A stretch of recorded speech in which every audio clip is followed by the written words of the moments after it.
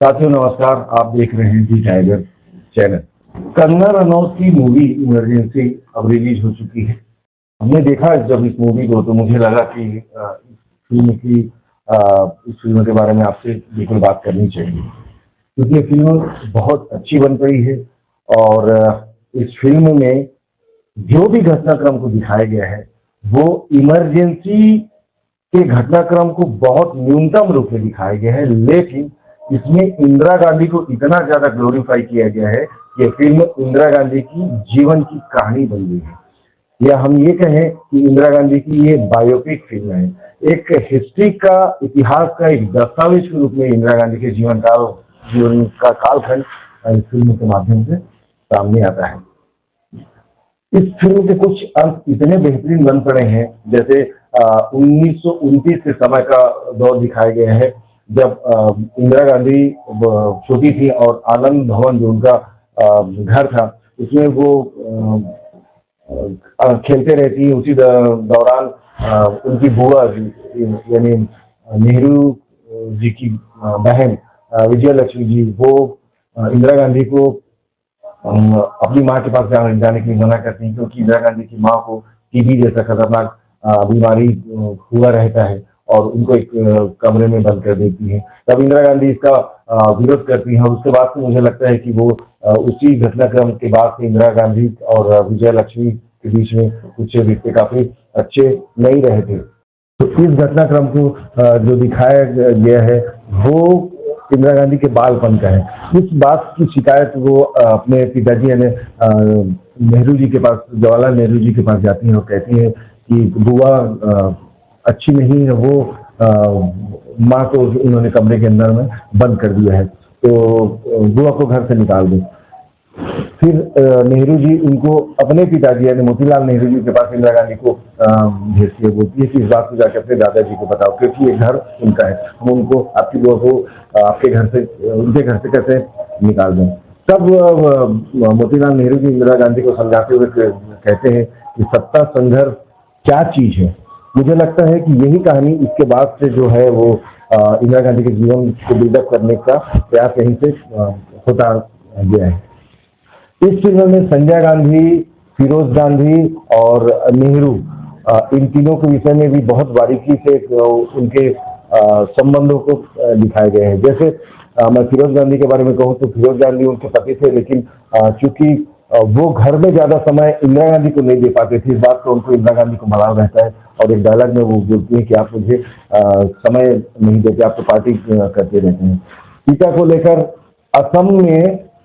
असम के लोग के बीच में ये अचानक इंदिरा गांधी पहुंच जाती है और चीन के साथ जो भारत का युद्ध का ये समय काल था, उस दौरान ये जब वहाँ जाती है तो वहाँ के जो असम के जो लोग हैं वो पलायन करते रहते हैं वहाँ से। तो इंदिरा गांधी जाके उनको समझाती है और कहती है कि आप लोग सभी भारतीय हैं, आप लोग मत जाइए, और उनको विश्वास दिलाती है। तो वहाँ के जितने लोग हैं उस समय इंदिरा गांधी की जय जयकार करते हैं। जब वो वापस दिल्ली आती हैं तब वो नेहरू जी इंदिरा गांधी से कहते हैं कि बिना पूछे असम कैसे चली गई थी, आप पार्टी लाइन से दूर होती जा रही हो और आपको इस बात का ख्याल रखना चाहिए, आप तो किसी की बात को नहीं मानती। तो ऐसा लगता है कि उसके बाद से नेहरू और इंदिरा जी के बीच में कुछ खासे अच्छे रिश्ते नहीं थे। संजय गांधी के विषय में इस फिल्म में ये बताया गया है कि संजय गांधी बिल्कुल गुस्सा और बिगड़ेल किस्म के व्यक्ति थे। उस दौरान वो इतना गुस्सा करते थे, खासतौर पे इंदिरा गांधी के साथ भी उनका कुछ वाकया हुआ दिखाया गया, जिसमें काफी लोग जोर जोर से बोलते हैं और इंदिरा गांधी के ऊपर नाराज होते हैं। अपने पार्टी के लोगों को वो तू तड़ाक से बात करते हैं, इससे उसकी जो छवि है वो बहुत खराब बनती जाती है देश के लोगों की नजरों में। ये सब बातों को भी दिखाया गया है। संजय गांधी का प्रेम प्रसंग भी इसमें सामने में आता है और संजय गांधी जब इमरजेंसी लगती है उस दौरान वो नसबंदी जैसी योजना को चलाते हैं, लोगों को जबरदस्ती नसबंदी करते हैं और उसके बाद दिल्ली के एक इलाके में जाके घर को भी तोड़ देते हैं, बदले में 10,000 लोगों को घर देने का वादा करते हैं, लेकिन पता चलता है वो तो लाखों लोगों को उजाड़ा कर गया है। ये इमरजेंसी के दौरान में हुआ था। इस बात को लेकर देश में खासा गुस्सा था। इसका असर ये पड़ा कि जब इंदिरा गांधी चुनाव डिक्लेयर करती हैं, उसके बाद दोनों सीट से माता इंदिरा गांधी और पुत्र संजय गांधी दोनों हार जाते हैं। फिर जनता पार्टी का अभ्युदय के जैसा कालखंड इसमें दिखाया गया है कि जनता पार्टी किस प्रकार से पार्टी बनती है और फिर वो चुनाव जीतती है, फिर उनका पतन कैसा होता है उनकी पार्टी का। इमरजेंसी के काल को बहुत कम ही समय के लिए इसमें दिखाया गया है। इमरजेंसी के दौरान क्या क्या चीजें हुई है, पूरा विपक्ष को जेल में डाल दिया गया था, पत्रकारिता पे बेल लग गई थी, समाचार पत्र सारे बंद कर दिए गए थे, कोई कुछ लिख नहीं सकता था, पढ़ नहीं सकता था। इन सब घटनाक्रमों को बहुत अच्छे से इस फिल्म में एक रूपता के साथ में पिरोया गया है। खास बात यह है कि इमरजेंसी के समय के बाद का जो कालखंड जो फिल्म में इंटरवल के बाद में आता है, वो इतना स्लो गति से वो चलता है कि कई जगह पे थोड़ी सी उबासी जैसे आ जाती है। लेकिन फिर भी कंगना ने बहुत अच्छा अभिनय जो किया है, उसको अभिनय को देखते हुए ऐसा लगता है कई जगह पर्दे पे कि साक्षात इंदिरा गांधी है, कोई हम पर्दे पे देख रहे हैं। फिल्म में एक छोटी सी और एक कमी नजर आई मुझे, वो ये है कि इंदिरा गांधी की नकल करने की कोशिश कंगना रनौत ने अभिनय में बहुत अच्छी की, लेकिन आवाज की जो डबिंग की गई है वो खासा प्रभाव नहीं डालता। संजय गांधी के मृत्यु को भी दिखाया गया है और एक वाकया राहुल गांधी का भी आता है इसमें।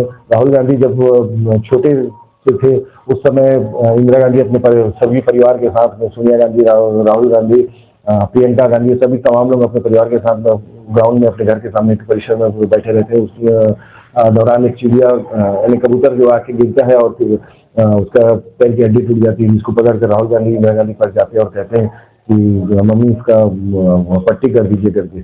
उस समय के इस चीज को राहुल गांधी के पशु प्रेम को एक तरह से ये दर्शाता है।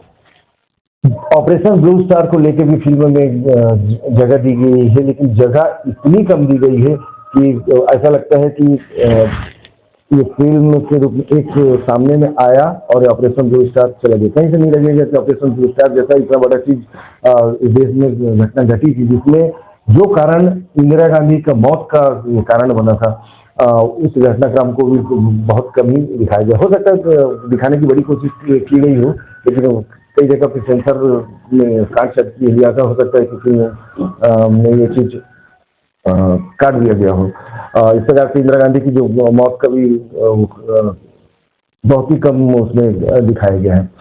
इंदिरा गांधी के जीवन का विस्तार पूर्वक वर्णन करने की बहुत अच्छी कोशिश है फिल्म। इस फिल्म को सभी को देखना चाहिए, लेकिन कुछ कमियां हैं जो मैंने जैसे बताई है और अच्छाइयाँ मुझे इस फिल्म में ज्यादा नजर आई। हाँ, कांग्रेसियों को भी जाके देखना चाहिए, क्योंकि ये है उनके लिए भी एक ऐतिहासिक फिल्म के रूप में, ये एक दस्तावेज के रूप में उनके सामने में होगा। वो ये ना देखें कि ये फिल्म एक सांसद ने बनाई है जिसका नाम कंगना रनौत है। फिलहाल हम इस फिल्म की रिव्यू यही खत्म करते हैं और आप हमारे इस चैनल को अगर पसंद कर रहे हैं तो इसमें लाइक करें, शेयर करें और सब्सक्राइब भी करें। हाँ, बेल आइकन बिल्कुल जरूर दबाएं। नमस्कार।